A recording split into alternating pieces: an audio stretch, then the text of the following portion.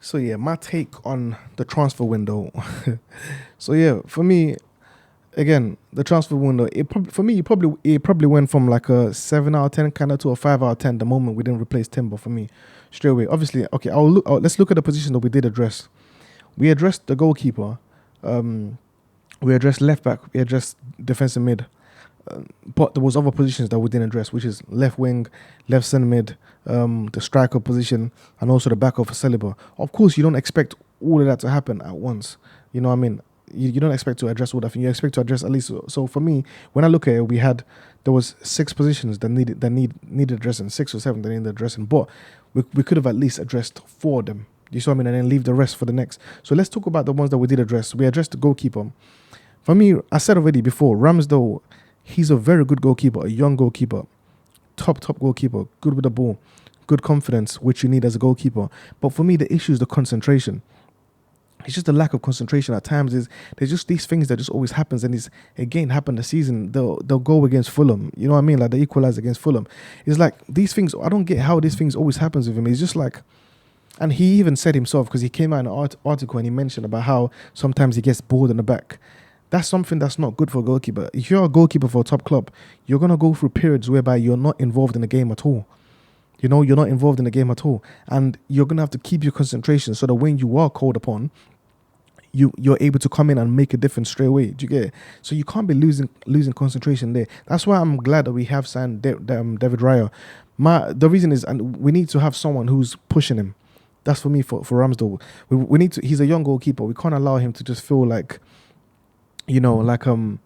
his position is set and there's no competition for him. We need to give him competition. He needs to see in training that the other guy is ready to come in. That's why it was more important for Raya. It was more important than someone like Turner, who he probably didn't believe that he could replace him, but he probably thinks that someone like Raya could replace him.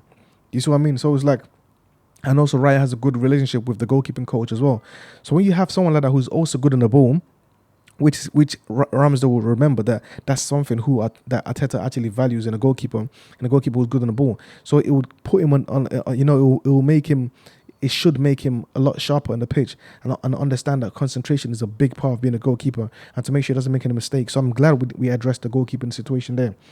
The other position we did address, again, like I mentioned before, was with the Zinchenko thing. For me, Zinchenko is fantastic on the ball, great player on the ball, but he has flaws defensively and he has fitness issues, which is why it was important that we signed someone who could play on that side to replace him at times or come in for him, give him a rest here and there.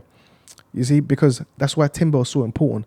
And again, this is why I say that the transfer window for me dropped to 5 or 10, because Timber was such a key signing because of how important Zinchenko is to not just the way we build up, but to the way we shape our system. Because we need a left back to invert, not the right back. You get it? Because if Zinchenko is not playing, the alternative would be Partey. You see, so Timber was so important because now, if Zinchenko is not fit, the next guy is going to have to be Partey. And I already mentioned before how I feel like Partey brings a lot of issues when he's the one inverting compared to when the guy inverting is the left back. I feel like it's more important, like we're more set up for the left back to invert compared to the right back inverting. So again, like I said, that's why I feel like Timber was a great signing, but his injury should have been replaced. So again, we did address it, but his injury basically means that it wasn't addressed because we should have tried to at least bring in someone to replace him. And then the other position that we did address was the defensive midfielder position. Rice, top player, 105 million. Great player. We've already seen what he's already been able to produce already. And yeah, the reason for this is because obviously Partey was fantastic last season. For me, like, I don't see the criticism. The criticism for him is there. Obviously, people feel like the fitness issues is a big thing, or that he's slowing down and stuff like that. So it's important that we brought in Rice. I still feel like Partey is still important to the team. I still feel like our best midfield includes Partey, with Rice playing as an 8 instead of a 6. For now anyways, until we do get an 8 eventually. So it was good that we did bring in Rice, because Partey does have fitness issues, and that's something that Rice doesn't have. So therefore, Rice would have been able to replace him and come in there. So yeah, so that's what we addressed. But what we didn't address for me is left centre mid, left wing at 9. For me, left centre mid, obviously we brought in Havertz and we're playing Havertz there right now, but I don't feel like Havertz is a natural in that position. I feel like Havertz is an alternative player, someone who, like a second striker. Do you get it? But I don't think he's the one who should be playing every single game in that position, because sometimes we need what we need in that position is someone who can actually support us in the first and the second phase, a first and second phase controller, someone like a Gundogan, just players like that who can help you receive between lines, turn the ball, go out the opposition, be more creative, a guy you can give the ball to. Because when you look at that side, for example, you've got Martinelli, you've got Havertz on that side, and it's like there's not enough ball retention on that side. There's not enough creativity on that side. You see what I mean? Like that side is lacking in technical quality in terms of like, because you got Martin, or not just technical, not technical, but like in terms of like ball retention and creativity. It's lacking that side, and I feel like we should have got someone like an 8 who can actually control, and that's what we're lacking. Yeah, so going into obviously the next windows going forward, that's a position that we need to address. We need to bring in an 8 who can actually play in the first and the second phase, help us in the build-up, help us create creatively in the final third, help us to retain the ball in the final third, to distribute, to be more creative, to bring Martinelli in. I feel like Martinelli would actually benefit from having someone who could actually hold the ball and allow him to go into the final third, where the guy can then pass the ball to Martinelli, and then Martinelli can have more options in front of goal, can have more 1v1 situations. So yeah, I feel like that's an important position. Of course, another massively important position is the striker. For me, I feel like the targets we need to be looking at: Ferguson at Brighton, Osimhen at Napoli, Ivan Toney at Brentford. For me, those are the ones are the standout options straight away. Obviously, Ferguson is going to be really expensive. The same with Osimhen. So if Ivan Toney is there, we can get him. But I feel like maybe we hold off on Toney for a little bit and try to test our luck with Brighton for Ferguson, or Osimhen at Napoli. And then if we can't, then we go for Ivan Toney. But I feel like that's a striker we need to get. What's important for me in that striker position right now, we need to get a target man and a shooter. A shooter. You know what I mean? We need to get a target man and a shooter. Straight up. Because you look at some of the goals that Evan Ferguson has scored and some of the goals that Osimhen has scored this season already. It's not just like, when you look at the strikers that we have right now, I like Nketiah and I love Jesus. I like both of them. But for me, like, for them to score, they need to be in position to score, like in front of the goal. They get the ball, they're scoring in front of the goal. They need to be, like, obviously they're tapping it in, or they have a clear sight of goal. But you look at guys like Harry Kane, you look at guys like, guys like, again, the guys who were linked with Ferguson, Osimhen, just guys that are just like some of the top strikers. The reason why they score certain goals is just because they can shoot the ball. We had Van Persie, who was capable of shooting. He didn't score the goal. He scored so much goals in a team for Arsenal before he went to United, for a team that wasn't that creative, simply because he was just able to just get the ball from any angle he got it and just smash the ball straight. That's all we need. We need to have a guy who can shoot the ball. Just being able to shoot alone is something that can take you from this level to that level straight away. That shooting aspect is so important. That ability to strike the ball is so important. And I feel like we can't miss that with our next striker, because we're not always going to be in a situation like, you could be dominating the game. Take Haaland, for example. You know what I mean? They give the ball to him. The ball is running across and he just smacks the ball into the back of the net from a weird angle.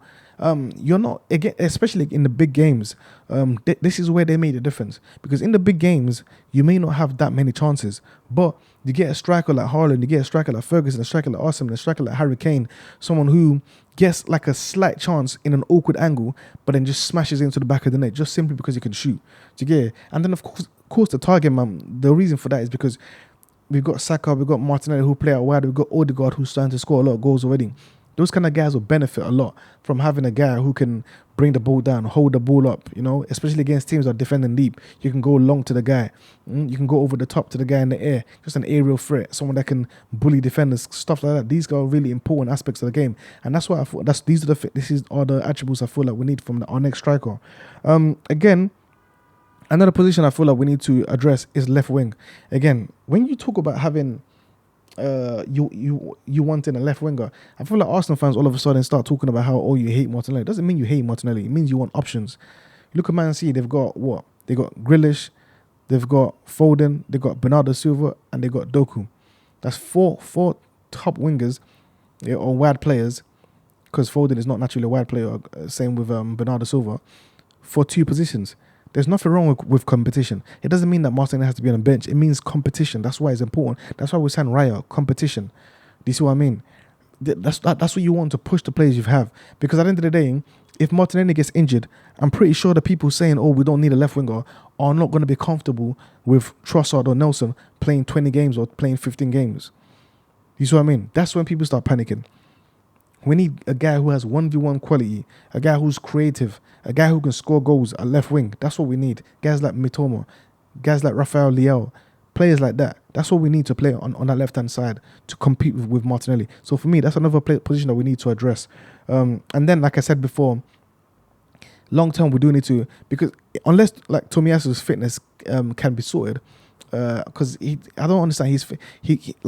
I like him a lot. He's a very good defender, but he's so unreliable fitness wise. You know, like we've seen this already, and I feel like we do need a centre back that can deputize for Saliba. But at the same time, that guy is barely gonna get any games to play. So that guy needs to be able to play on the right hand side where Ben White plays at the same time. So I feel like we get someone like that, who's basically getting Tomiyasu, who can play in the middle, but doesn't have a fitness issues. That's it. That's the main thing there, because we're not looking for a long-term centre back because Saliba is still young. We're just looking for someone who can come in for him in that centre back area, because he's not going to play every single game. He's not going to play the cup games. This is what I mean. So yeah, those are the positions I feel like they need to be addressed going forward. Next summer though, I feel like left wing, left centre mid, striker, most important that we need to address. But yeah, that's my take on our transfer window.